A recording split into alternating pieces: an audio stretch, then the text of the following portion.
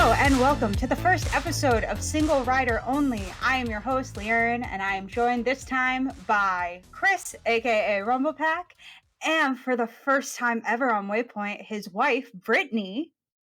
I'm so excited. And of course, we have Bo, but brother Bo. Jimbo, just Bo. Carl Havoc, if you will. No, I changed it to something F-Zero 2021 related again. I don't remember exactly what. It just came in the heat of the moment. Bo's doing his very best to single-handedly manifest an F-Zero sequel. Yeah, and if it's not working. If it's done right, no. It's happening in the background because they're trying to build hype. They're going to shadow drop it like Apex Legends, and then it's going to blow the fuck up, and it's going to kill some franchise. I don't know which franchise. It's going to take just random aim, just Fall Guys, dead, because the new F-Zero is out. Like, I don't know how that connects, but it will. If we get it. Imagine you put all that energy out to it, it all happens, and then it's just like a Captain Falcon skin for Fall Guys.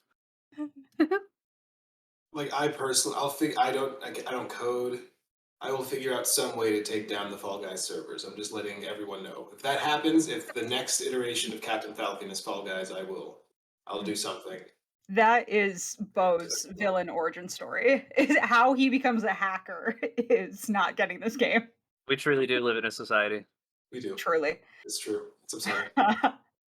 So this is the first episode. This podcast is going to provide me and Chris and the other people at Waypoint and the audience to absolutely geek out over theme parks. I just wanted to start really quick with, I love Spirit jerseys. Oh my god, I have. We do too. We collect them. They're so comfortable. Like, I'm obsessed. I wanted to wear one, but I have to turn off my air conditioner to record because it's too loud, and I live in Los Angeles, so it's too hot. Oh, yeah. So, like, I just want to start really quick with, like, our experience with theme parks and, like, why I know Chris, Brittany, and I love theme parks. Because, like, I love them because I love the immersion. And, like, it's, like, the only place in the world that I'm, like, I don't care about my phone. I, like, don't answer text messages when I'm in theme parks because I don't care. And I don't, like, feel embarrassed about having fun. I'm like, yeah, I'm a grown-up adult wearing Mickey ears. Like, I don't give a shit, like, you know? So we'll start with Chris and Britt, and then we'll go to Bo. So, I mean, general experience with it, at least for me personally, was I went and visited once when I was really, really young. Like not too long after they'd first built Animal Kingdom. Mm-hmm. So that was like the hype one, and so my family took me there. But then my father's in the military, and so was her father. We essentially both our families were stationed in Florida. That was actually where we met, and so we got to. Yeah, Disney's kind of our place. Oh.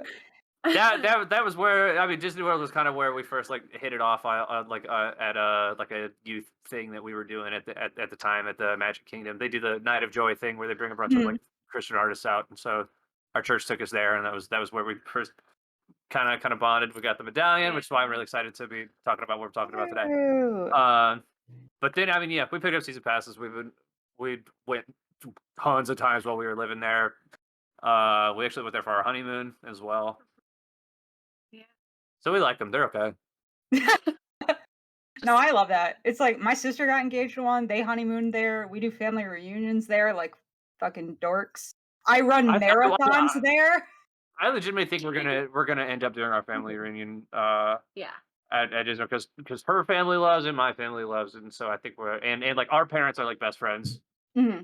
So I think we're all gonna go see Galaxy's Edge for the first time together or something in the next year or so.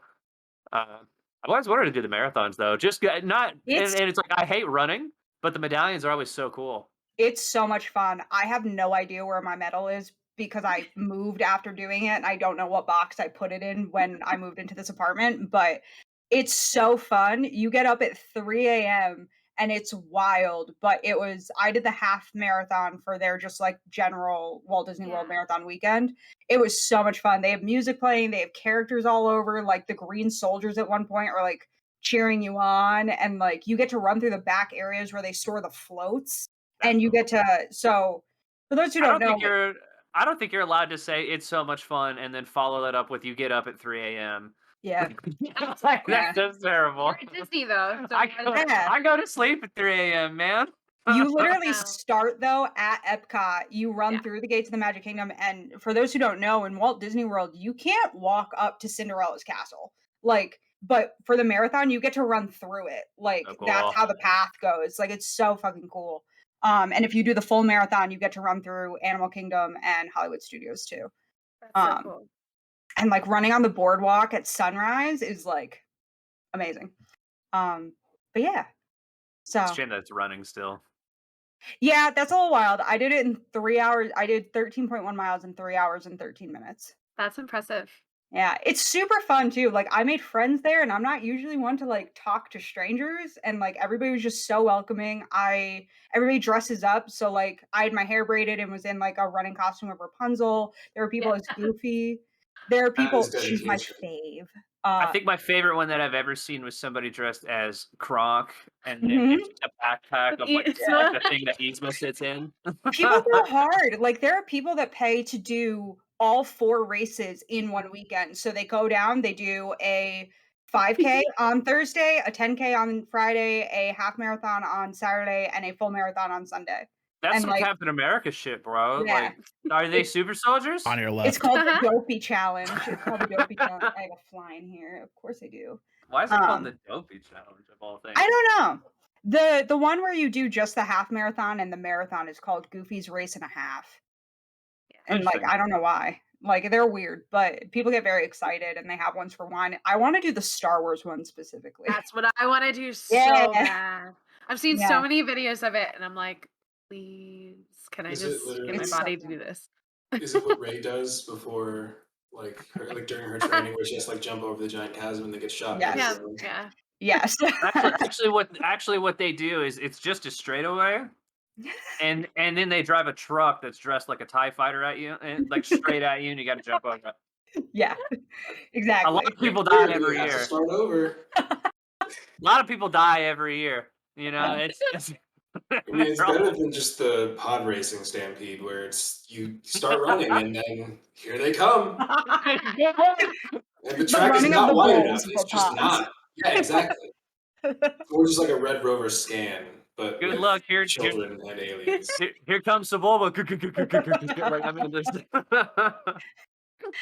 All right. So, Bo, what's your experience with theme parks? I know you were saying that it's not as Yeah, like so in-depth. Disney specifically, I'm not sure why. It might have been so I grew up in Santa Clarita, California, which is home to Six Flags Magic Mountain, like the Six Flags in SoCal. That's where I got vaccinated Hey! for COVID. Was at Six Flags Magic Mountain. I got vaccinated like maybe like what 5 miles from there. Yeah. can you get vaccinated and then go ride the Superman? Yes, people did that. Oh my god. When I got was my second vaccination, the park was open again, and there were people that were getting their second vaccination or their first vaccination, parking and going into the park. It was wild. Sorry, That's Bob. sick. Getting symptoms in the middle of Superman. Yeah. Like imagine just like feeling super like okay, this is not okay. Like it's getting shot up. Yeah. You're straight up in your body. Yeah, just like they do the whole countdown beforehand where it's like, oh, you gotta get ready, and it's like 3, 2, and just at 2 you're like, oh fuck, and then you launch. So basically it was the thing where it was like there's nothing else to do in the town other than like you go to the mall or the movie theater, and if there's nothing out, then you beg your parents or you save up. I remember there were like something with Coke cans. I don't remember specifically what, but if you had Coca-Cola cans at a specific time, then like season passes or day passes or whatever. So it just became like a hey, it's summer. We don't know what to do with you, and you're now old enough to where like you can be on your own, and you want to be on your own, but we don't want to like trust you out in the wild. So like we know you'll stay here and like whatever. But like all through childhood, and then once I got into like, I would say it became like not a thing anymore once we turned like 14, 15 maybe. Mhm. But you know, like every October, it's oh, are you going to horror nights? Who are you going with? Like all the whatever. So it just kind of became I don't know. The rides became not as big a deal anymore. Mhm. Right. I was like super afraid of roller coasters for a while, and then once I did like Revolution, like just the one loop, I was like, oh, I didn't die. Okay, they figured this out. There are scientists that are smarter than me that put this together. Like that was me. Like I finally went on one that like went upside down, and I went, "Oh, wait a minute." Yeah, like hold on. Like this is something that I can't experience anywhere else, or I'll kill it. Like it'll hurt me if I try to do a flip and then break whatever. Like, and this is somehow safer than me doing it myself. And then just kind of like push the adrenaline. Not like doing all the crazy stuff where you put yourself in a harness and launch yourself. I don't do that. Like I don't do that either. Hard pass. Like it got to the point where I was that's just like World Fair shit. Just I don't. None of that looks safe. Anything where if I sneeze and the entire shit moves, like I don't need that. Nope. But basically, it got to the point where I'm like, the best ride here is at the top of this place, and it's not worth the walk, even though I'm already here. I'm just like hanging out with my friends, whatever. I was kind of burnt out. And Disneyland, for whatever reason, never connected with me. For whatever reason, I know now they have Star Wars and Marvel stuff, but for whatever reason, never connected with me. So like in this podcast, like I'm trying to be the people that have not experienced what you've experienced, the people that don't have the attachment that you have. So like I'll be mostly quiet, but if there's ever a point to say like, hey, why is this a thing? Why? Yeah. Explain the sensation, like please. Yeah. Also, with pirates specifically, the history of pirates, the Pirates of the Caribbean ride, which is what we're going to be talking about today, is absolutely wild. Like the things that they put in this ride originally are like, you're like, what? This is for families. Like, what are you doing? And it's great.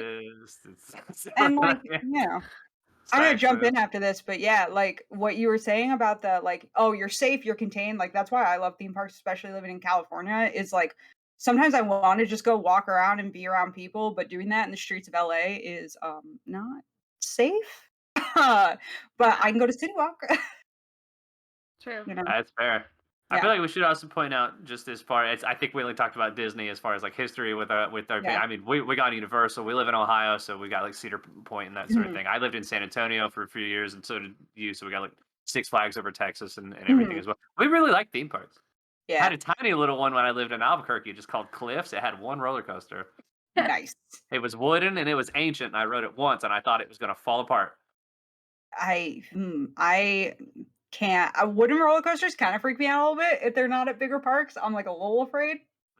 Like Toro at Six Flags Great Adventure in New Jersey, I'm like a little nervous by the noises it makes. I don't like that.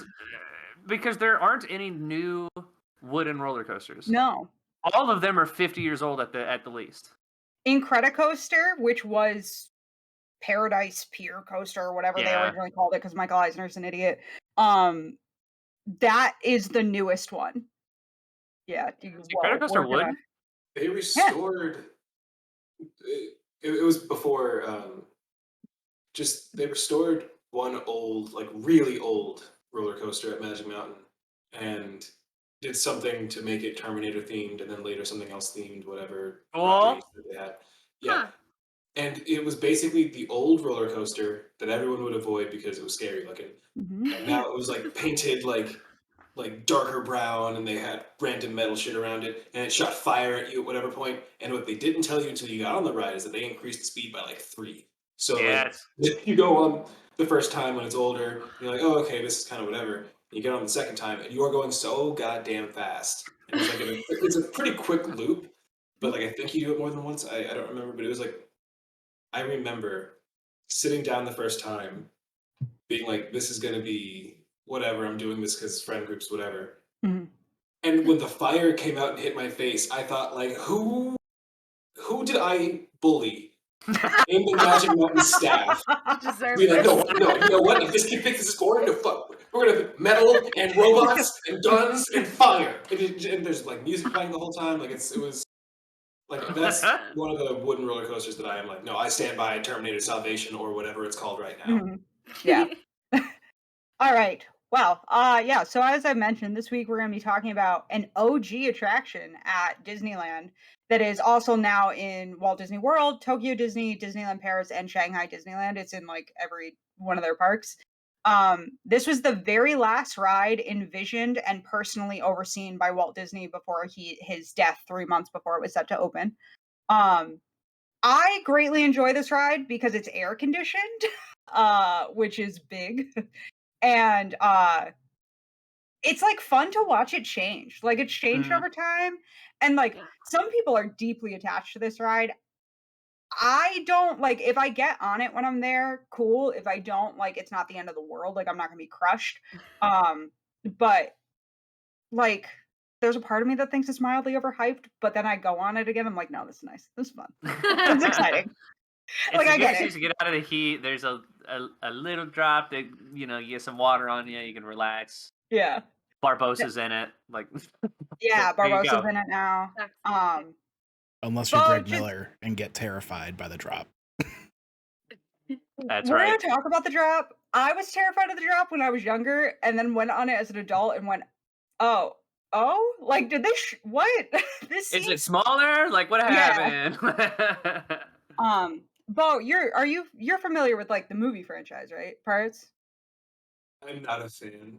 That's I've okay. been forcibly like people are just like, "Hi, you're in my apartment. You can't leave. Let's watch it." Man, not even Curse of the Black Pearl. No, Damn. like Okay. I don't know, and there's nothing against it. It's just one of those like it's not a Bo movie.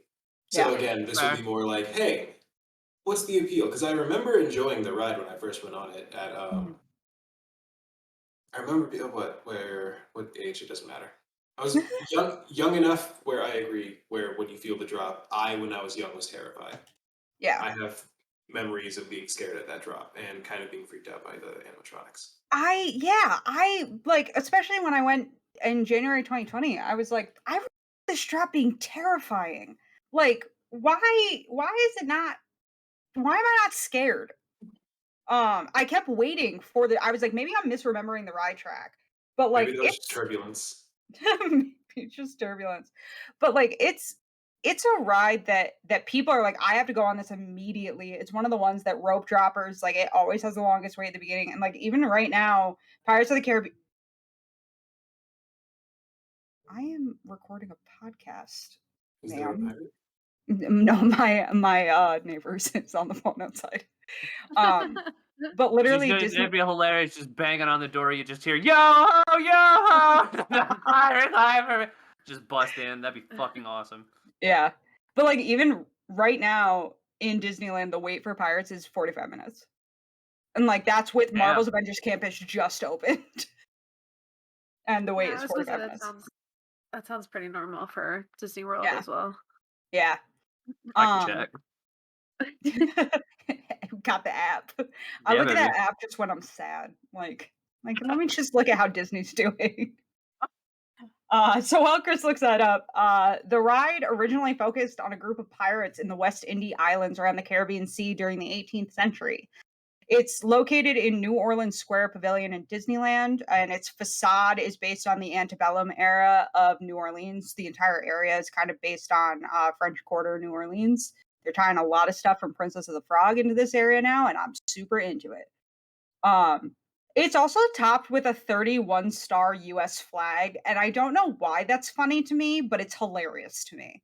There's an American flag on top of it in Disneyland that only has 31 stars to like go with the thieving, and I'm like, this is I actually like know why. what? I actually know why it's 31 stars. Why? Because this is very fun information.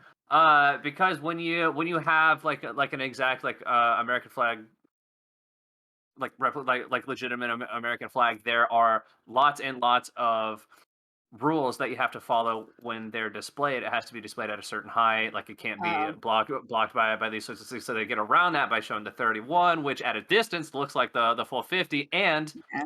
they don't have to follow any of the rules that you normally do with American flags. That's how they get away with it. That's why also all of the flags down Main Street as well as the are also not 50 stars. Huh. Disney does that a lot because, like, Tower of Terror was supposed to be 200 feet tall, and they lowered it because they didn't want to put the light for aviation on top. So, Yep. like, they were like, it's something like in Florida, if it's a building's over 200 feet, it has to have a red light on top for planes. So, Tower of Terror, I think, is like 199 feet and 10 inches or something like that. I always love the idea that it's still that it could potentially just cost somebody. Yeah. Just you're sitting on there, you see the thing open, and then you see a wing. You know, like Yeah, just just as it like narrowly misses. Like, how awesome would that be? They should just put I that Speak with image in the suspense. ride. what? Just put that image in the ride. Like completely change the whole setup. It's no longer themed. It's just, hey, what if? Twilight Zone. Hey, maybe you could die. Good lord. It So still drops you though. yeah, you still feel it. That drops you. Is this the ride? So Pirates of the Caribbean was originally envisioned as a walk-through wax museum. Disney had hired Mark Davis to draw some great concept art, which I have linked in the description below because it's really beautiful. For those interested in looking at them. When it was still envisioned as a wax museum, it was wildly graphic and did not shy away from the more problematic aspects of being a pirate. It showed a lot of displays of women being sexually assaulted. It was very historically accurate. Additionally, the museum would have been in the basement of the Blue Bayou restaurant, so you could eat and then walk downstairs and look at some pirates pillaging a village with your kiddos. Like, you know, good For the wholesome whole fun. family. Yeah. The main reason it changed was the reason a lot of things at Disneyland changed. They went to the 1964-1965 World's Fair, and the ride had been put on hold to develop It's a Small World for the World's Fair. It's a Small World, being a boat ride, was so popular at the World's Fair that the Imagineers adapted Pirates into a dark boat ride. Cool. On top of that, people lost their absolute shit for the audio animatronics that premiered at the fair in Great Moments with Mr. Lincoln and Carousel of Progress, which is hilarious because if you look at videos of that, they look Ancient. awful. Awful. Like the kind Bo would be afraid of. Like what he's talking about, the animatronics freaking you out. That's the ones. But people were like, there's something about the old animatronics that are 10 times worse than the new ones. Like Yeah. it's like they're scary still yeah. as an adult. Because they used to have souls, and they like cut that from the line of production after 2008. I'm pretty sure I read that somewhere. So accurate. So fucked up. Just they have access to just souls as resources, and they're like, no. Trap there forever. Obama just said, no more. Isn't that what Five Nights at Freddy's is about? I mean, Being trapped basically. in an animatronic. I'm too scared to play. Mood. Me too. Yeah, so the Wax Museum was scrapped.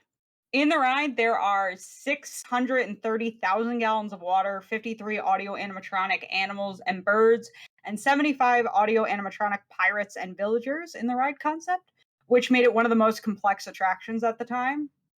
And they had to add another basement to the building they had already been building due to the size. Yeah. Which is why there's a drop. That was not originally planned. And then they were like, well, we have to find a way to get you into the second basement. So, yeah. That's the only reason that drop exists. Yeah. It opened on March 18th, 1967, and was an immediate banger. The dock within the queue is named after the famous pirate Jean Lafayette, something French that I can't pronounce. Not that I think I had that. I believe it's pronounced menage a trois. Yes. And the second story of the show building was supposed to be the Disney family apartment, but was adapted into an art gallery first and is now the Disneyland Dream Suite where you can like win sweepstakes to like stay in it. Cool. Cool. Yeah. It's also really funny to me that they didn't originally include it when they were building Walt Disney World solely because they went, people in Florida live near the Caribbean. They're not going to give a shit about pirates in the Caribbean. They're going to be bored. And then people from Florida went to Disneyland and were like, what the fuck? Like, this ride is dope. We would like it here. And they're like, oh. Like, yo, hey, put it over here. Which, by the way, I looked it up. 25-minute wait in Orlando right now. Yeah. Yeah. So I'm gonna focus a little bit on the Disneyland version at first because that's like the test dummy version. It's the one that gets updated first. It's the original. This ride constantly gets updated partly just because being in all that around all that water and like humid air is not good for electronics. They get really messed Don't up. say. Yeah. It's when the souls come back. Ugh. God. So the queue at the beginning of the ride was originally the Bayou with fireflies, houseboats, and some banjo music playing, bluegrass music. You literally pass an old man in a rocking chair on his porch. There's a large stone archway with skulls and crossbones warning us of the dangers of being a pirate. Then you go down, you're now on the boats. Like, you go off the dock into the boats, you get all loaded in. They send you out, and you go down, a little weak drop, immediately, which is, just to get you into that basement area. And, that's when you hear the first moments of pirates singing, "Yo ho, pirate's life for me." Good. Then there's Play it in another my head. I didn't want to get us copyright claimed. fair. Then there's another little baby drop into the Dead Man's Cove area with skeletal remains of pirates guarding their treasure.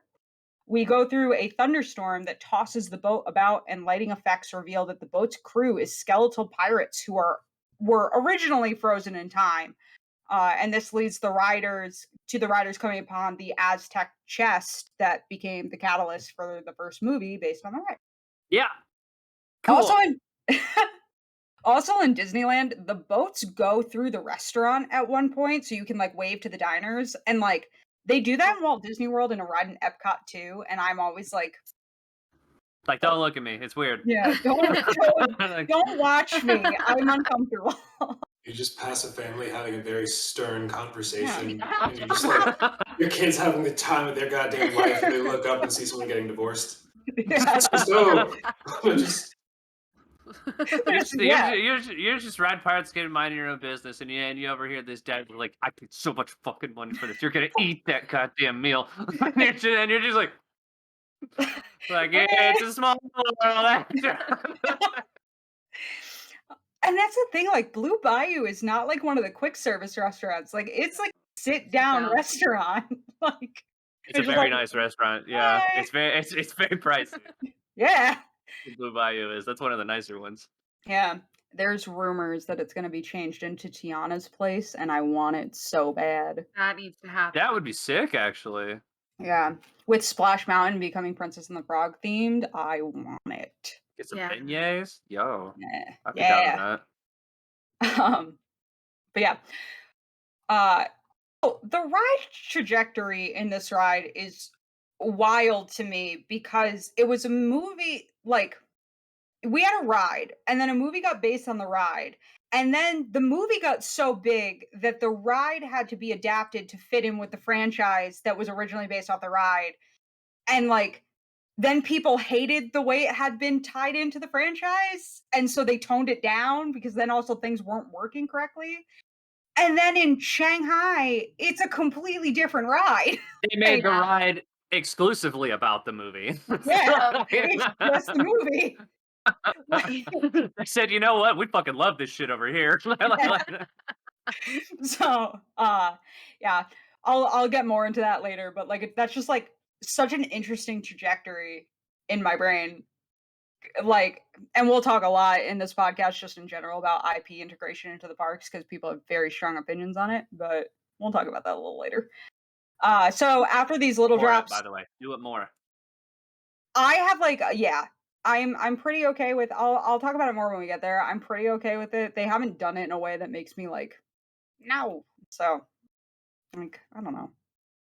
I also feel like there's very little that can make me dislike these parks. So, Sorry. But yeah. So after these drops, we end up floating through a pirate battle, feeling the wind from the cannons, which really feel like they're gonna hit you at points. It's I'm gonna die. I'm gonna die. This is where they get terror. Yeah. This is where they get terror. Hey, maybe you'll die today. Yeah, literally. You're oh, awesome. Disneyland's Paris is really violent too, and like I have like a whole section later on the script because that one really feels like you're gonna get murdered. They use real cannonballs. They Yes. they actually launch them. Just shoot them. That's where they get the souls. The people who die on the ride, they get to Yep. stay there forever in an Absolutely. animatronic. Full circle. Barbosa's was on top of this ship, and he's like, "Hey, fun fact: we actually use these. He's a real pirate cannon." As Yeah. he like goes through your brain, like. You signed the waiver. Yeah. Did you not read the fine print that came with your ticket? Like, come on. Just because we're pirates doesn't mean we don't have lawyers. This is airtight. We got this.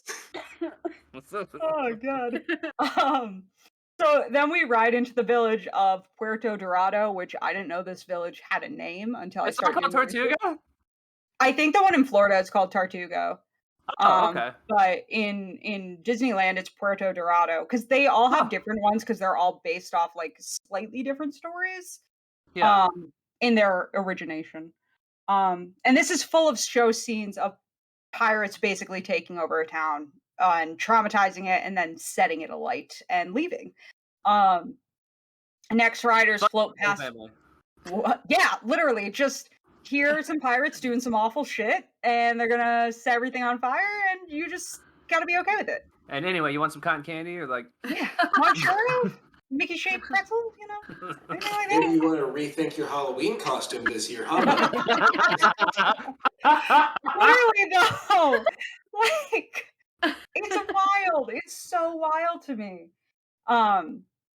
Next, we go into what is probably the most famous scene from the ride. We float past a prison cell full of pirates trying to escape the fire, which, again, I did not realize until I researched the ride that they're trying to... I just thought they were trying to escape prison because they didn't want to be in prison. No, the prison is on fire, and they are trying to not burn alive. And like, oh, dope. And the dog has the ring of keys in his mouth, little cute-ass Classic. doggo. And they're trying to bribe him with a bone, which directly inspired a scene in the movie. Yeah.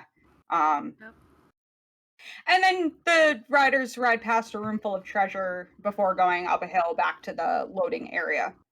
And originally Disney World's version was pretty much identical, just without the theming of the Bayou. It's more inspired by, it has the different name, and it's more inspired by like Puerto Rico and the Florida Keys. Mhm. Yeah. The cue for that one is a fort inspired by the Castillo de Moro in San Juan. And like the general cue is like originally there was a soldier's side that you could go on that it looked like a fort, or the pirate side that was like loot. But the rest of the ride scenes were like pretty much identical. Mhm. So that brings us into like the majority of the issues of this ride. It has a ton of controversies. Beginning in the 1960s, right after it opened, there were a lot of people complaining that Disney was pretty historically accurate with a pirate's life. In the original village scenes, there were 3 pretty sexist moments. Yeah, see, Cusco knows. Cusco gets it. Where the first one being a fat, scary-looking pirate. He's so cute, I can't. A fat, scary-looking pirate is laughing while holding a woman's, like, nightgown and a shoe, and behind him there's a barrel with a woman in it, seemingly the woman he took the nightgown and the shoe from. And then above that, there are balconies where there are all these women being chased by pirates trying to grab them. And the only one who isn't being sexually harassed is there's a heavier set woman that is chasing a man, and he's like running away from her, and that's hella sexist Still not great. and just not okay. There is also the Buy a Bride auction, where it is literally a bunch of female animatronics tied together crying as pirates bet on them to marry them, and it's like take a wench. And this is one of the weird things with like Disney. Pirates like It's like it's offensive that the only women in the ride are like in very like sexist positions, but they also are very historically accurate, which like no one's really historically accurate about what it's like to be a pirate. They really It's focus like, on but who asked for that? Yeah, it's like the theme park is not where we need like History Channel level historical accuracy here. As your kid is getting traumatized, and you lean in and go, Yeah. "This all really happened. This is This all real. really happened." Not your favorite movie now, is it? Yeah. And then there's a scene where they're like drowning the mayor, demanding that he like reveals where the treasure is, and his wife is behind him, like yelling at him to be strong and hold the secret, and they shoot at her. And like it's implied that they shoot her and like kill her. It's insane how graphic this ride was in the 60s. And it stayed like that for 30 years. It took 30 Holy years of shit. complaints for it to be updated. The updated version opened in 1997. And God at that damn. yeah, it's wild. And they didn't I even had no change idea. all of it in 1997. They just changed the women being chased were turned into waitresses with liquor. So it's like more that they were chasing. The pirates weren't chasing the women; they were chasing the booze they were carrying. And the scene with the woman chasing the man is her chasing him with a broom. Yeah, Yeah, I think and that one's still around. yeah.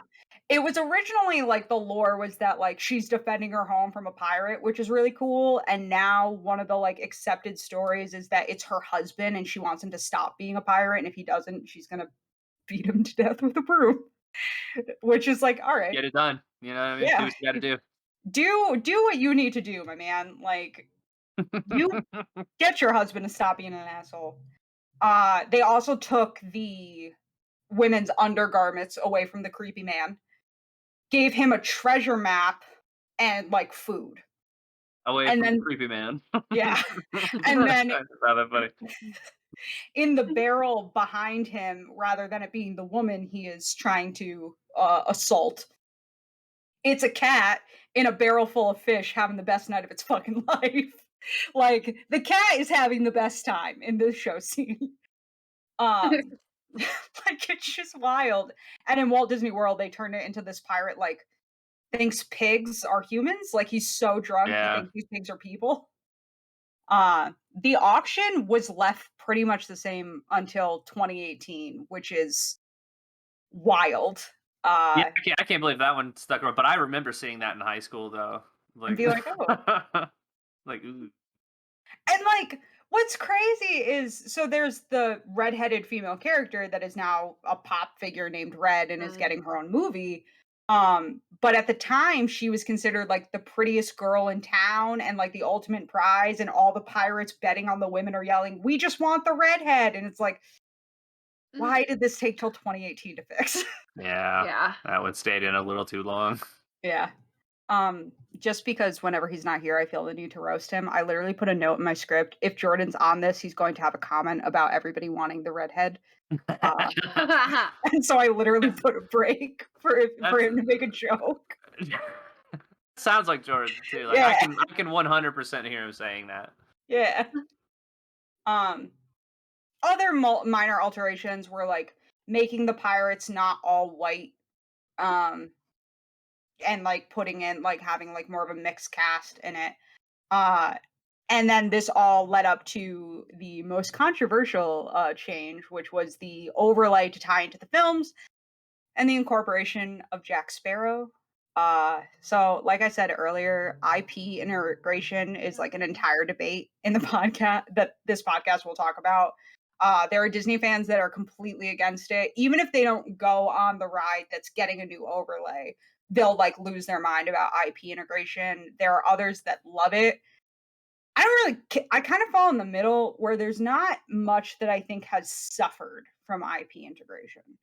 Like no, and I think especially in terms of like the Pirates of the Caribbean ride, like I remember people being very upset. It was like, oh my god, they're putting Jack Sparrow in the ride. How could they ruin it? He's in it like twice. Yeah, like it's such a small thing that they did. They put him like peeking out of a barrel or some shit, and somebody was like, replace the cat. yeah, that's it. He replaced the cat because the guy in front of him was like, now it's like, this is the key to the treasure, whatever. I just got to make sure Jack Sparrow doesn't get it, and he's like in the barrel, like peeking out behind him, and then he's at the end of the ride, like that's it. Yeah, it like really wasn't that like intense. And like the other one that people lose their minds about is It's a Small World, when just the dolls, they wanted to make some of the dolls for the corresponding countries be characters from that country. So in like the America section, Lilo's there, and Yeah. in like England, Alice in Wonderland is there. Like, and I feel like that's so subtle that who cares? I didn't know about it until somebody pointed it out, and I had to. It wasn't until I revisited and was looking out for them that I even noticed that, because Yeah. they didn't change the characters themselves. Like the dolls are the same. They just dress them up like a couple of them like characters from Yeah. the movies, and that was Also, it. there is so much going on in It's a Small World that I Oh don't my know god, where to look. You So like don't. it's an like assault on all of the senses, and that ride sucks. truly, and like when the Imagineering story came out and they were like, "Oh, the reason It's a Small World is a song that plays is because originally it was the national anthems of every country, but that was just like a cacophony of noise." And I was like, "Oh, it was gonna be worse originally." I can't imagine. I can't imagine the music on that being worse. Yeah. Like that ride already makes me want to drown myself in the 2 inches of water that the boats float in. Yeah, Like, literally.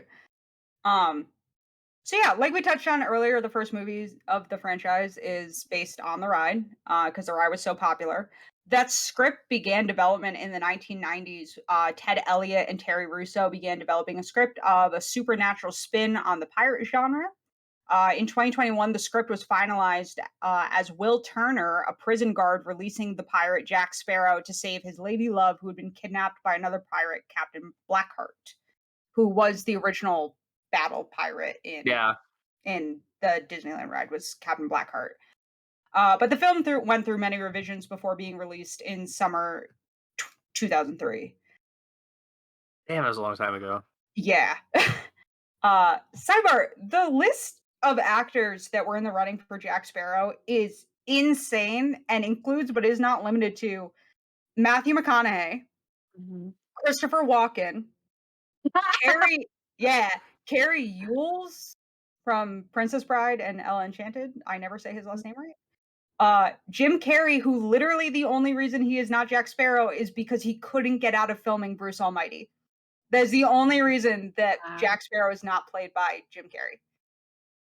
And Michael Keaton, which like You want to get nuts? Oh my yeah, god, bro! That would have been literally, dope. yeah. I love all of that. I just want to be like, I'm a pirate. Wow. Like I'm so ready for it, man. What could have been? This is my favorite. We do this on Marvel School for Dummies all the time, where we have a whole section of like casting almosts, because they're always hilarious. They're always so funny, Like and it's comic always Matthew books McConaughey. or Matthew McConaughey. Oh my god. It's literally always Matthew McConaughey. If you look up any action movie from like the mid 2000s and look at like the people who were considered, Matthew McConaughey is on that list. Tony Stark, Captain America, like all these people, like characters you would never imagine. They're like Matthew McConaughey. And you're gonna remember this is the day that you almost caught Captain Jack Sparrow. All All right. right. All right, all right, all right. Um, there was also. Oh, go ahead, Brittany. Sorry. No, I was laughing. Okay. There was also a rumor that elements for the film were stolen from a video game called The Curse of Monkey Island, due to one of the screenwriters for the movie working on a defunct animated series based on the game, but not I enough love to sue. that. Yeah, Curse Monkey Island was a dope game, by the way. I have Throwing no that idea out what there. that is. Very good. Only seen coverage of it, like Mhm. people talking about how great it is. So like, It was Yeah. it was an old '90s point and click adventure game. It was actually one of LucasArts. like LucasArts' first like big breakout games. That's awesome. It's like the it was in Stranger Things, the dragon game that they're playing, where it's Dungeons and like Dragons? Similar. Yeah, I know what you're talking about. D&D? yeah, Not Not Dungeons and Dungeons. Dragons. Oh, The the arcade arcade game. one. I'm Yeah, a fucking like- moron. I'm so Dragon's sorry. Lair. Dragon's Lair. There we go. Thank Yeah. you. I'm a fucking dumbass. I am so sorry. Oh, shit. Whatever. It's fine. Everything's fine. Is it a podcast that LeighErin's on if she doesn't absolutely ruin things? Gravity check. Yep, still there. To say this movie was a success is a massive understatement. It was an absolute slam dunk, and almost immediately people began asking if they were going to incorporate it into the ride. And it was so big that the premiere for the second movie, Dead Man's Chest, was at Disneyland, the same way they just did with Jungle Cruise, actually, which is fun.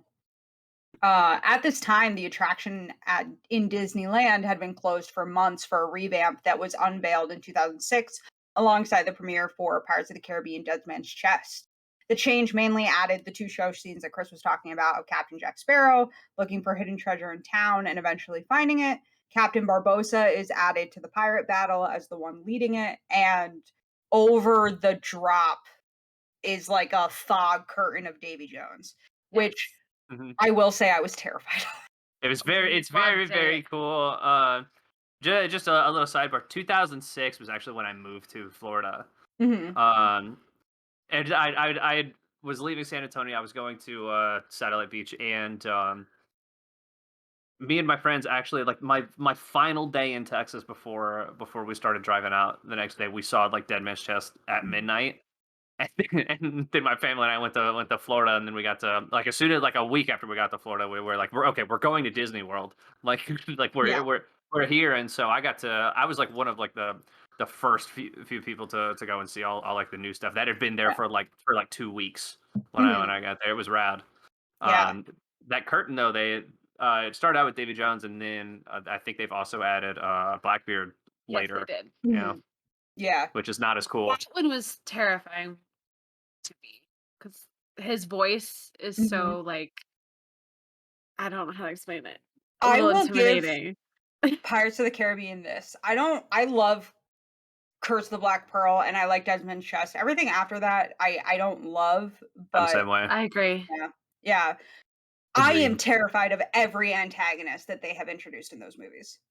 I'm terrified of Davy Jones. I'm terrified of Blackbeard. Captain Barbossa scared because when that movie came out in 2003, I was 7 when I saw that movie. And I was the zombie monkey fucked me up for like weeks. Oh, when he comes down on this. And it screams, and it's my God, I can't. It's the only jump scare in that whole movie, and it's so out of left field. Yeah. Don't forget giant witch doctor lady in 3. Yeah. Oh yeah. It's got a lot. Its antagonists. I like horror movies. Like I love that kind of shit. I like being scared. I like adrenaline. Basically, I will do anything for a shot of adrenaline. But I like horror movies, going into it, it's like, hey, this is going to be a scary movie. When I went into it, I knew I was going to be terrified. That fucking monkey? Yeah. No. I was not ready. My 7-year-old self was not prepared. I think that was the first time I ever had been introduced to the concept of zombies, because I went to Catholic school, and the idea of coming back to life after you die before the rapture is not okay, and you don't talk. I was terrified. I was also a baby when I was younger. I forced myself to like horror. I made myself be okay with it. Right.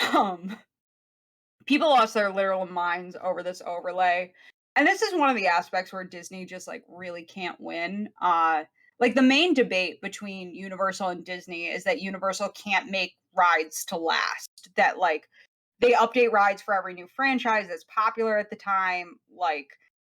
Die-hard Universal fans will say that it keeps everything fresh and exciting, while others say that that's why they don't feel nostalgia for Universal that they feel for Disney. While Disney has these iconic rides, but at the time people complain that there are no Disney characters on them, and Disney closes the ride, adds in the characters, and then everybody gets upset that they're doing IP integration. They just can't win. I think it's part of literally every Disney episode script that I'm writing right now is then they introduced the IP and everyone had a meltdown. Yeah, pretty much. And like I was saying in the beginning, as Pirates is hard too, because it constantly has to be updated, because it's a bunch of electronic audio animatronics in a humid, constantly wet setting. And it's not good for them. And the ride is also very loud, which constantly has to be adjusted. That battle, I know I said it earlier, but it really feels like you're gonna die. and the way they do the forced perspective, you really feel like you're on the open ocean just being shot at. Absolutely. Like, which is cool, but also like Your brain knows that you're in a room, but you look out and it's like the VR thing, right? To where it's like there's a part of you that understands you are not sitting in like the cockpit of an X-wing. Mhm. But you're looking at it, your brain's like, holy shit, you're in a fucking X-wing. Like that's Yeah. how it is. Is like you're just sitting there like in the boat, like, whoa, this is real pirates. They're shooting real cannonballs. Or Or the like Raptors at friggin' Universal. Yeah, man, they're Yeah. I was like, crazy. okay, this is not real. I know it's not real, but there's a freaking raptor in Mexico. Yeah, it's a dinosaur. There's always the half just like, I know it's fake, I know people have put so much work into making this look real and I should appreciate that. But at the end of the day, what if just by chance, yeah, like what if I'm wrong? What if they have souls? Like what if And there's like, that what if just there's that a full constant ass battle. T-Rex coming out? Like, It's that constant battle of all the little SpongeBobs like setting the filing cabinets on fire, yeah. like running around in your brain. It's like the same thing with like Peter Pan. Like, you know, on the Peter Pan ride, you're only Yes. 5 feet up, but like I'm afraid of heights. That it? I'm like afraid I'm gonna fall. Yeah, you are 5 feet up. Like when you watch videos of them working on the animatronics, the men's heads usually, so it's probably like 6 feet, but like the men's heads like come to the track. You're not that high off the ground, but you feel like you're thousands of feet over London, and it's like not like just does not compute. Like, don't fall out. Yeah, yeah, like it's wild. And listen, the new animatronics, like the Jack Sparrow animatronics, are phenomenal to look at. Like they look so good. And like I don't know. I guess I can understand how it's a bummer if you're like deeply attached to the original, but also like I feel like I didn't know that the drowning the mare was now about finding Jack Sparrow until like my last trip there when I was actually like paying attention to that part of the story. Like it's a very non-linear story. So like There's just kind of stuff happening. yeah, there's just a lot happening around you. And the animatronic of Jack Sparrow was so good that the ride had been open for like a month. And they decided to replace the animatronic with Johnny Depp in costume, and people didn't know until he like jumped out at them and screamed. Oi! Souls! Yeah. Yeah. And there are a few who saw their phones out there were like, wow, so good. He's like, Yeah. you can see him standing there. He's like, did they not know? Yeah. Like, did they not figure it out? It's publicist it's wild. up.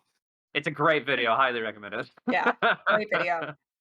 I think it's also in my list of links to go in the description. I tried to put like all of my sources and like fun stuff in there. Love it. So yeah, the final update came in 2018 when women were officially taken off the market. Red was changed from a prized piece of meat to this commanding pirate with a gun, and she's like really hot. Like I'm into it. And she's standing under a sign demanding that the town folk hand over their loot. So there are all these little like animatronic chickens and shit, which is They fun. want the rum, boys. Yeah, it's Yeah. really great. Yeah. And there were little other updates like the mermaids in the water, which never worked. And my favorite thing, did you guys ever see they had these projections when you would go through Dead Man's Cove where there was a mermaid skeleton on the like beach, shore. Beach. And if you look down in the water, you heard sirens singing and were supposed to see mermaids swimming through the water, but it didn't work a lot. And when it didn't work, what would pop up was a Windows error message. Like a 2013, like this file could not be found. Like just floating in the water. That's oddly more terrifying because if you're like really immersed in what's going on around you, and you look down, like you just feel like you're in that pirate's world, and then you look down, and it's just like it's like in Westworld when you see the picture of the real world. Yeah. It's like I don't know what I'm looking at. Yeah. It's like too much. It's so me and my sister saw it once and we were like, we can die happy now. Like this is hilarious. I'm so mad I never got to see that. It's so funny. They eventually just were like, we're done. We're not. The skeleton can stay. We're taking these out of the water. No more. We're done. And yeah, so the final aspect of the rides that I kind of wanted to bring up was there's a lot of variation between the parks. Like Disneyland and Disney World are mostly identical, just located in New Orleans Square and Adventureland, respectively. However, this is the one ride that like it's different, but like at its core, it's fine. Like they just changed little things for context of whatever country they're in. So like Disneyland Paris, it's still located in Adventureland. At the time of opening in 1992, Disneyland Paris was still called Euro Disney, which is I don't understand how nobody went Euro Disneyland's a dumb name. Their money Yeah, is it's not called the good. Euro. Like how did It's not nobody good. put it together? Yeah, it's bad. I want to go on this ride specifically because it was designed by Tony Baxter, who is like an Imagineering legend and my hero. And this man is a genius. Like he came up with Splash Mountain in his car stuck on the 405. Like, and that's just like, just literally they gave him the parameters he had to make Splash Mountain under, and he came up with it in traffic. I'm like amazed. Or if it's hot, you need any kind of refreshing sensation, I'm sure. Yeah. It's just like he literally Disneyland Paris like his baby, and it's the only reason I want to go. It's like I want to see all the Discovery Bay shit and like everything themed to Jules Verne, like, and also just I love him so much. He does interviews on little podcasts. Is Paris is like the Euro Disney the one with the Alice in Wonderland Labyrinth? Yeah, maze. I want to go so bad.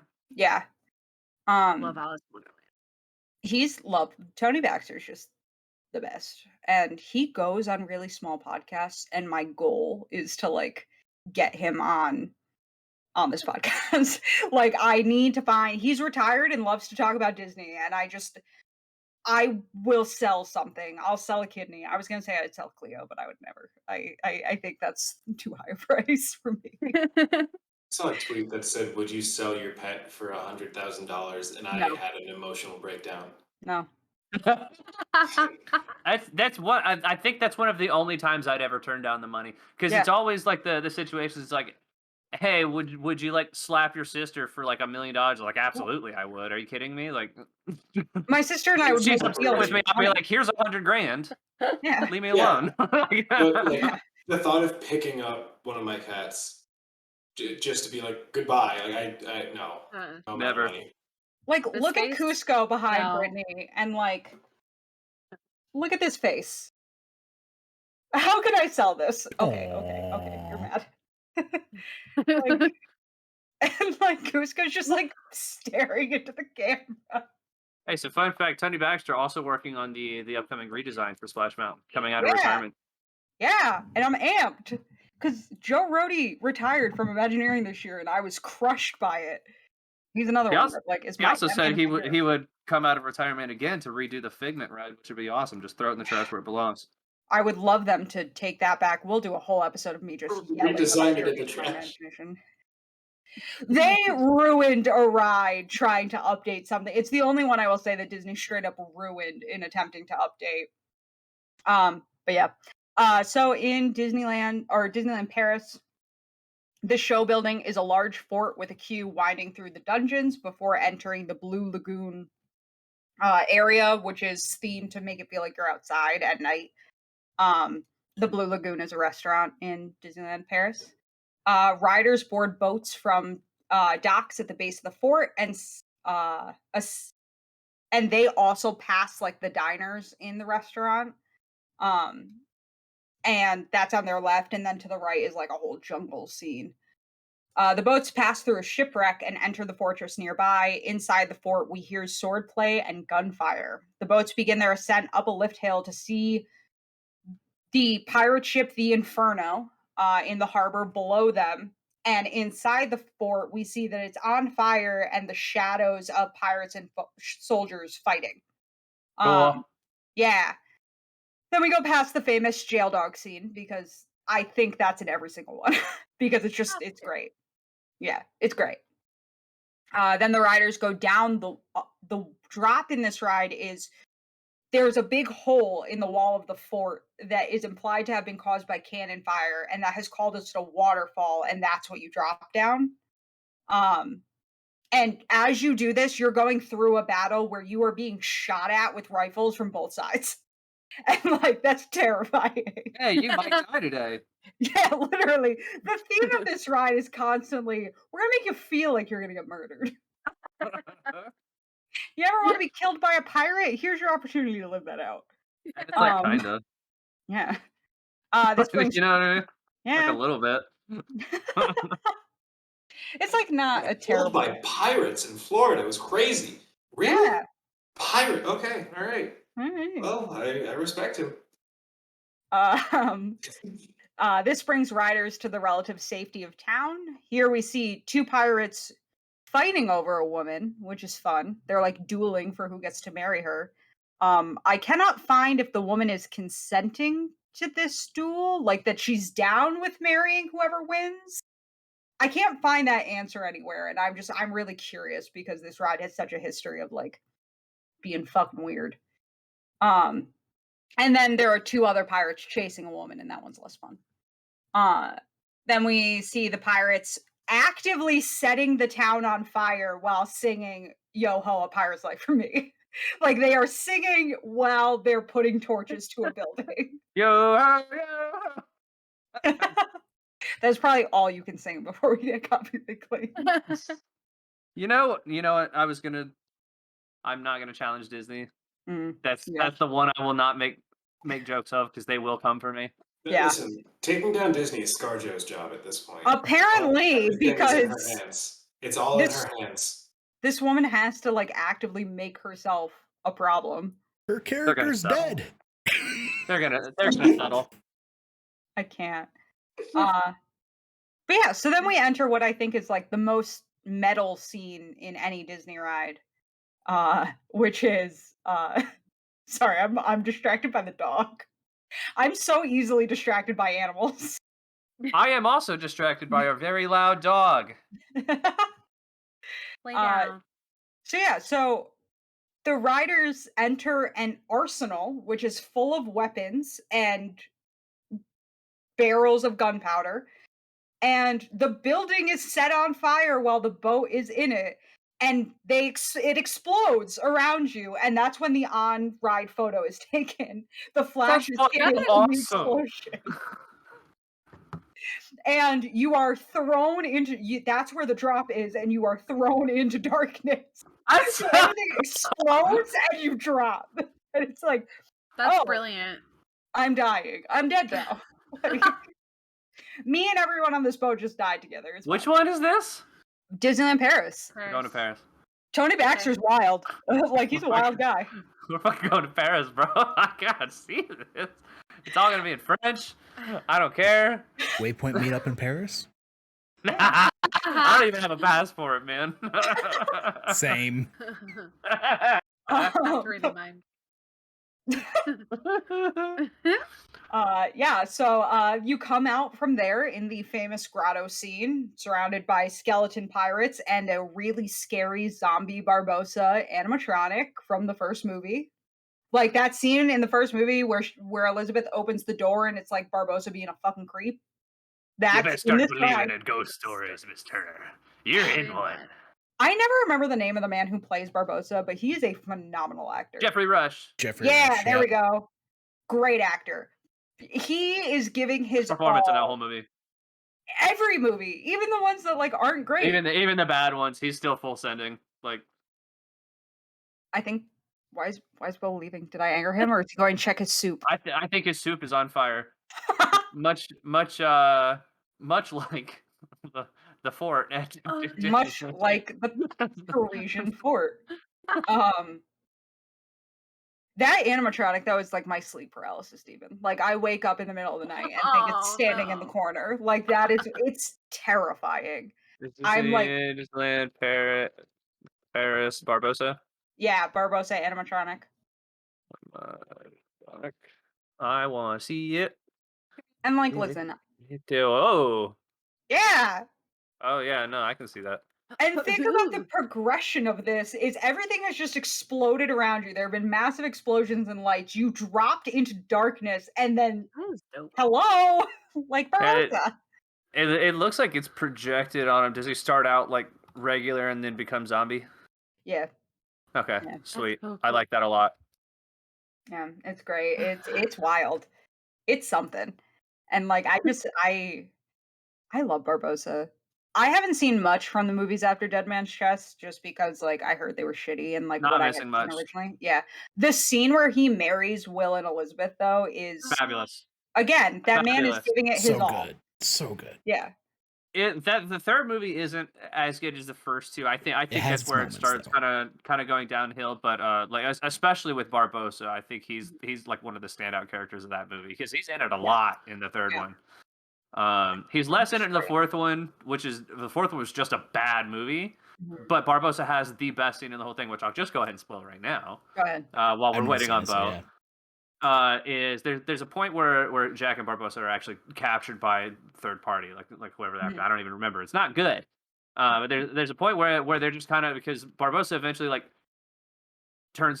becomes turncoat, Mhm. joins up with like the English military because they gave him like a fleet essentially if he started hunting down pirates. Yeah. And so there's a point where they both get captured. They're like tied up to posts next to each other and they're just kind of like reminiscing and talking and Jack's like, well, it looks like we're about to die. It sure would be great if we had like some rum right now. And Barbossa, who now has a peg leg, takes his Mhm. peg off, holds it up, unscrews part of it, and starts drinking rum out of his peg leg. I'm obsessed. That's I Best love scene him. in awesome. the He's whole great. movie. That's He's awesome. great. Yeah. So that's Disneyland Paris. Oh, the final scene is Jack Sparrow in the treasure room, like having a great time singing to himself. It's the same as the one in Disney and Disneyland and Disney World. Does he Tokyo have a jar Disney. of dirt? No. Okay. There's a video somewhere. I don't know who has it. And there's a part of me that is afraid of becoming successful as a writer because it's gonna resurface. Whoever has it is gonna be like, I have this. There's a video of me with a jar in college after I had far too much tequila, singing that just to myself. No one is around me. I am alone, just holding like a bottle of liquor, singing I have a jar of dirt for no fucking reason. And it's like that's one of those things that's gonna like come back to haunt me in life. But yeah, so Tokyo Disneyland was built in 1983 to be like a absolute carbon copy of Disneyland. They literally said to the Oriental Land Company, literally said to Disney, "We want you to take Disneyland and put it in Tokyo. That's Yeah. we don't want you to change anything except Haunted Mansion. Just put it in Tokyo." um And so their version of the ride is exactly the same, except that it's like Disney World where it's an adventure land because they don't have New Orleans Square in Tokyo because like who's gonna give a shit about that? Yeah, like that's a very American thing. So then we come to Shanghai Disneyland, which in my personal opinion, and I think everyone's personal opinion, is the best one. It's located in Treasure Cove, and had What a the cool name. yeah. And had the benefit of not opening until 2016, and it directly ties into the movies, and it is named Pirates of the Caribbean: Battle for Sunken Treasure. Now, the reason that this is considered to be the best is because it uses magnetic trackless boats, so it really feels like you're floating rather than like you can't really feel it in the Disneyland and Walt Disney World versions, but you do. You know you're on a bar, like you can feel the bumping. track. You can see it in a couple scenes too. Like Yeah. it's not hidden so well in some parts. It's an old ride. Yes. So this really feels like you're in like a riverboat that is not meant for the ocean, just like floating in the sea. The ride also mixes large dome screens, the ones that Universal has a fucking hard on for and puts in every ride they Every have. goddamn ride. They gotta chill. Like they gotta chill with the screens. It's too much. Chris, we're gonna do an episode on Fast and the Furious Supercharged, and I think it's just gonna be you and me screaming. Just I do not like that ride. It's so dumb. But yeah, and it mixes the screens with physical sets and features an actual drop. I have our Kevin, our voice of God, Alec, hello. has ride through of this ride because it's very hard to explain the layout or explain what it looks like because it depends so heavily on tech. So we can all click watch stream and play it whenever you're ready, Alec.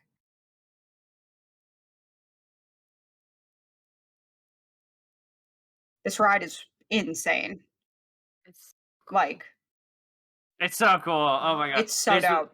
There's one moment that I'm so excited to just see people's reactions to. I'm gonna full screen it here over on my side. That's fine. I love those rides. So Awesome, pirates are just cool, man. Like even outside of like the Pirates of the Caribbean IP, pirates are just fun. Like Assassin's Creed Black Flag. I like the vibe of pirates. When you're not being historically accurate, they're dope. As you can see, like the yeah, boats fictional named after pirates. Yeah, they're fun. Fictional pirates are cool. I forgot that they were named. The boats were named. That one was Elizabeth's one. Yeah. No way. Yeah.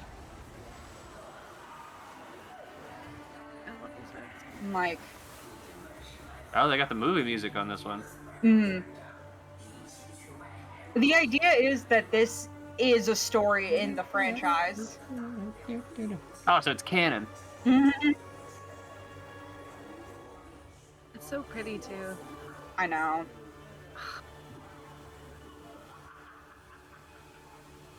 Yeah, you go outside in this one for part of it. Yeah. You're gonna eat this fucking food. I paid so much money for it. I don't know if that's a restaurant or just like a pavilion. It's so. You really do feel like you're like in this world. That's Yeah. the whole. You got a man getting stabbed, which is always great. Solid. Yeah, of course it's gonna be in what is that, Mandarin? Yeah, I think so. I love this scene. Yeah. Shout out to the music of Pirates of the Caribbean, though. Fantastic music. This is the version of the dog scene for this one because the real version didn't really fit. But yeah, He's a Pirate, I think, is some of the best cinematic music ever written. My favorite. I've heard composers describe the pirate soundtrack as Led Zeppelin for orchestras. Like it's just straight rock and roll. Yeah, it's great. I don't know what they're saying. They're just kind of talking about. I'm gonna shut up. Oh, I love this so much. Yo, what the fuck? That's so damn cool, man. Mm-hmm.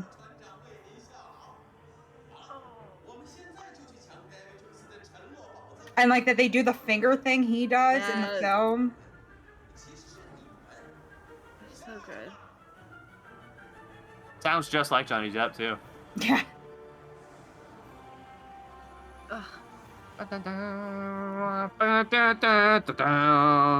Chris having a great time.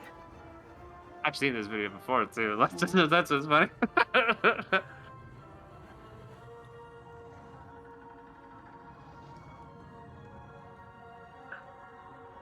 That's so sick, man. Mm-hmm.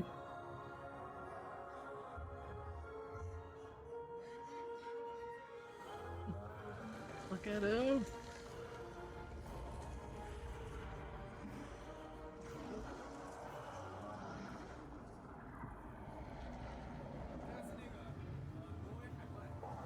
Crazy. Mm-hmm.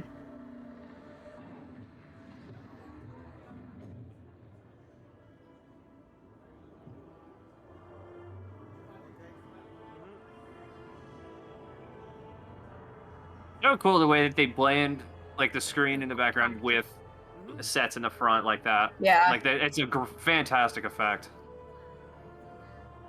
And it's just like it's so trippy. The way they do the lighting effects too to mimic the rippling. These so mermaids work. Suddenly you just hear bonk and it's just like blue screen. 404.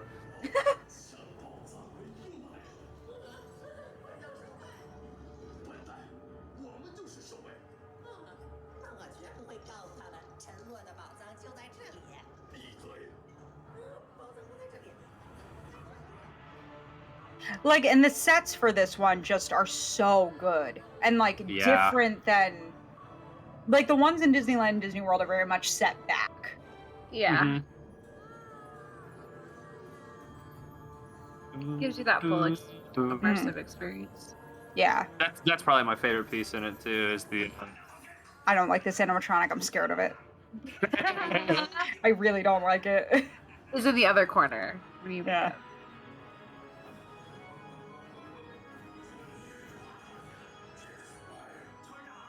Gosh. This is so rad. Mhm. He's probably my favorite, actually. Yeah. Damn. So good. Oh my gosh. Kinda close Looks when I just read- like the movie. Mhm. Yes. Yeah, they fucking nailed that one, man. This part's so cool. This part is so cool. It gets a little bit spoiled because it's a film drive-through, but like it's so cool. Yeah. This was the trippy. What a crazy looking effect. Yeah. So cool. And why they're screaming is obviously you can't see it through a screen, but they're getting hit with water. Like,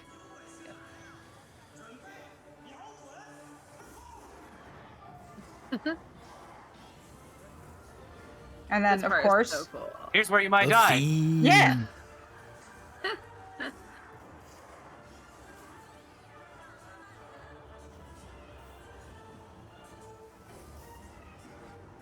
It's like bucket list worthy. And like seeing them go back down, like it's all so cool and so well done.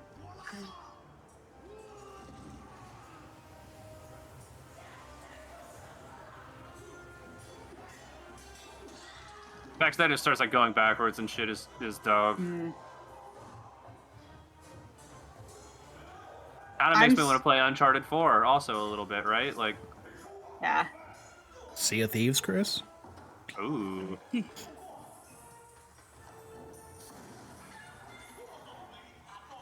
Stop blowing holes in my ship.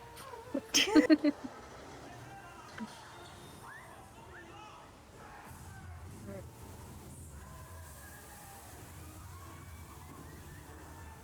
Yeah, so the drop in this one is backwards. Yeah. Love it though. Yeah. Looks like it was like a two-prong Yeah, it drop goes too. like this. Yeah. And is like an actual, I think it's like 10 feet or something like that. So it's like a real Ah. kind of drop. That's so cool.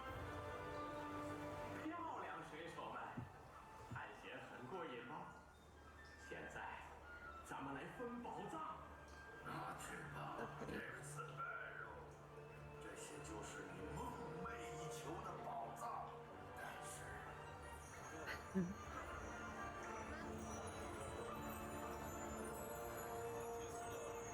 I want to point out, I don't believe that's a screen. No, it's the lighting's a little, there's a projection on it. Yeah.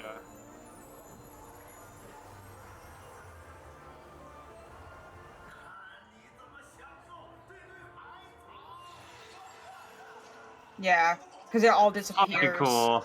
Yeah.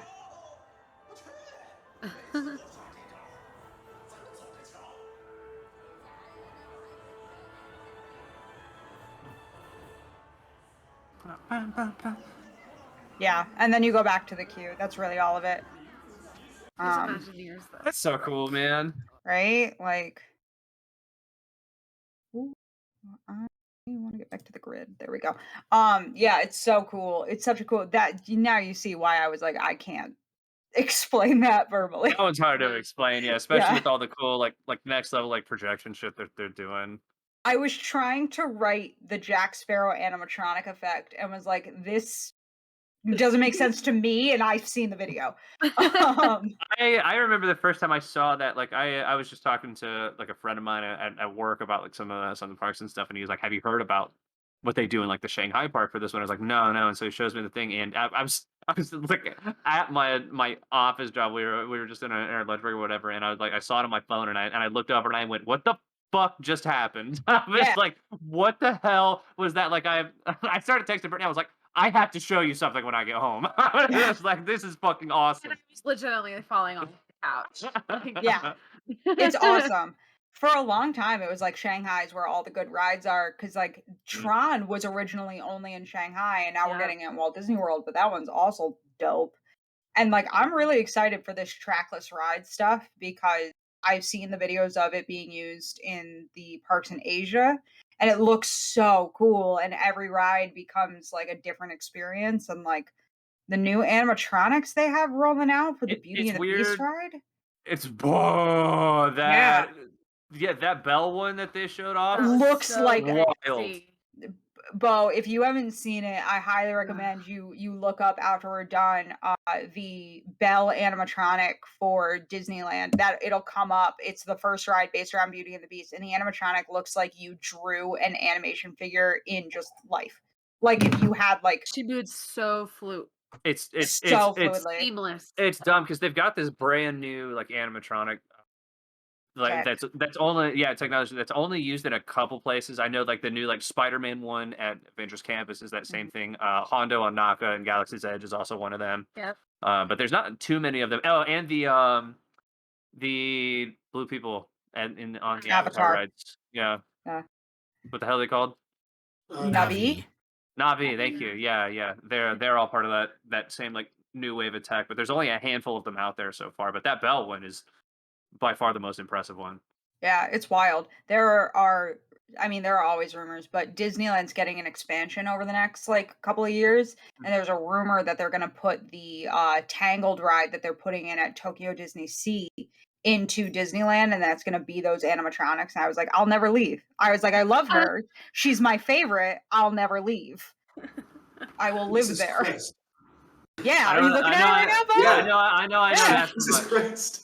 It looks Alec, if you haven't watched it, I highly recommend you watch it. It's wild. It's I just pulled a wild. picture, and yeah, my reaction was about the same as Bo's. Yeah, it's It's crazy. crazy. Like it's so wild. Like, and I'm so excited to see that. Like, I know, give me IP integration if it means I can stare at these beautiful animatronic Yeah. figures. I think this That's is why I'm so for it. Is because they do such a great job of realizing Like they have a real soul now. these animated things into real life, like into physical things that you can see. yeah, and like this, I think is the other reason that like I love the parks so much is that like I am one of those people that if I can't do something, I am amazed by people who can. And like math and science and engineering is just not my thing. My brain does not work that way. And I like watch the Imagineers work and I'm like, you're all like gods, They're amazing. wizards. Like everything you do is wonderful. Like I think that's what the other thing that I like about theme parks so much is that like even Universal, the theming that they have in each little section is like absolutely bizarre and always on point. Like you Mhm. don't think about we watch so many different things about the Imagineering, but like especially in Galaxy's Edge, there's a guy that literally like I don't know if he was like an antique He's the person. prop He, designer like, for Galaxy's Edge, and so I Yeah. mean it's they built like a bunch of the props around Galaxy's Edge like the same way that they did for the movies where they just like kit bash a bunch of like antiques together and Yeah. it's it's crazy. pretty cool. Walking into Galaxy's Edge for the first time was one of the most wild experiences I've ever had. And I was with my parents. It was when we went for the marathon, and so there are two ways you can come into Galaxy's Edge. You can either come in through the Empire and Pier First Order like gates, or you can come the other way where you come in and you're up on a big platform and there are stairs down to where the Millennium Falcon is. We came around the other way, and if you go that way, you literally turn a corner and it's the Millennium Falcon in front of you, and you're like, this is I'm on a different planet. Like this is real. Like I don't I'm gonna cry. You- That's what it's gonna come down to is I'm gonna cry the first time I see it. me. I'm gonna cry going to Avengers Campus in 3 weeks. I'm Yeah. gonna just cry. I'm gonna see Spider-Man flip, and I'm gonna bawl my eyes out, I dude. know. Like that's what it's gonna come down to. I'm just gonna die. And it's just like, because it's just like, I don't know, when you're a little kid, you're like, I want to be there. And like going on the ride is one thing, but walking into these like deeply themed areas is just like so cool. And you get it a lot in like, I get the same thing in Epcot, like going in the different country pavilions of like, you feel They like do you're in a such a great different job with world. those. Yeah. And like, It's like China for me. oh Yeah. my God, I know. I had gone to China. I lived overseas, and Mhm. then going like, we went for a honeymoon, and Chris was like, "Does it actually look like this?" I said, "You have no idea. It's They've got so that like 360 video that they did, Yeah. and she was just like, He was crying, yeah. legit Yeah. crying. Before we get too far away from the Pirates of the Caribbean stuff too, there was Mhm. also just like I had just like a fun little fact that's always been stuck in my brain ever since I Go for it. I learned a little trivia thing, which is in the queue line in the Orlando one. Mhm. As you're getting close to where the boats sit there, again, because you mentioned it's like a fortress, so you start out kind of at the top of the fort, and as you get down to the boats, you're going lower down in it. And so by the time about to the point where you get in the boats, you're sort of like where the jail cells are. And if you're on like the right side of the rail that's leading down, you can look over. There's windows in it. There's one where you can look down into this jail cell, Mhm. and there's two skeletons sitting there in front of a chessboard. Yeah. And this thing that I found out is that the plays on the chessboard is like this old like stalemate where neither player wins like in any given scenario. So the idea is that they just sat there and died because they couldn't finish playing this chess game. And I was like, that's fucking awesome. Like they actually apparently every now and then though too, like cast members will go in and look up like different, like I guess there's more than one kind of chess stalemate, and so they'll go in and like switch up like what the Awesome. board pieces are every now and then. And so that's just a cool little thing that I like a Yeah. lot. I always like to try and see them every time I go. I actually have my last little things on Pirates is I have like little fun facts. My favorite one being the Anaheim fire chief when the ride originally opened was afraid that riders wouldn't be able to tell the difference, and like cast members wouldn't be able to tell the difference between the fake fire illusion in the ride and if an actual fire like caught fire in the ride. So he's like, you have to have an automatic shut off. So like if anything happens, your smoke detectors, anything go off, the ride shuts down. Like those shut off immediately so that we can tell the difference. That's fascinating. I love the really idea of it just setting the flames, and everyone's like, "Wow, that's so cool." Yeah. Well, that happened with Backdraft during the Universal fire. Oh wow! The huge fire at Universal back in the early 2000s, there were people in the Backdraft ride which had fire effects that didn't know that they needed to evacuate the building because they just assumed the Jesus. smoke was part of the ride. Oh my god! Yeah, That's like it's being on the Spider-Man crazy. ride, and Green Goblin starts throwing stuff, and like the fire spits out, and then you're just, wow, it's so cool. Wow, it's great. It's Like- amazing. I love this. Yeah. There's crazy rumors that the human bones on the rides are real. This has never been confirmed. I don't like that it's not Disney has come out and said this is not true and proven it's not true. It's just we don't know. Somebody They're said that once. technically Disney hasn't said anything, and you're like, what do you mean? Yeah. That makes it weirder. Yeah, it's like They probably want the people that are just like, well, maybe it is human bones to like come in and investigate and do their YouTube videos and be like, we're gonna try to get the bones from the Pirates of the Caribbean, right? And then they get kicked out. I And think then it that's just what part of gets it smarter. is.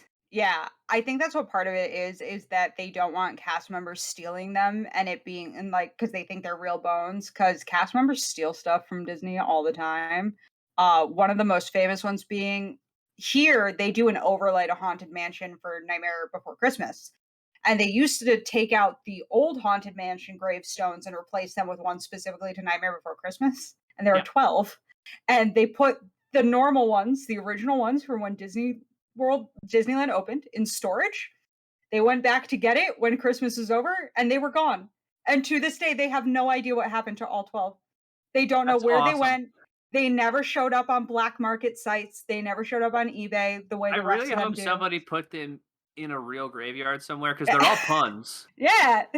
Like they're all like dad joke puns and just nobody knows where they are. I love No the one. idea of somebody like going to actually like pay their respects to somebody, and right next to them is just this stupid fucking dad joke Like, on what a is this? gravestone.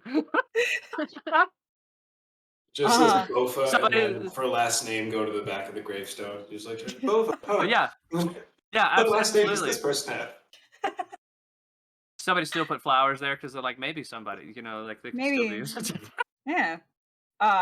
The film's characters added to the ride were all voiced by their original actors. Some of the ride's original audio animatronics, though, are voiced by Paul Frees, who you might recognize as the ghost host from Haunted Mansion. He does the stretching room voiceover.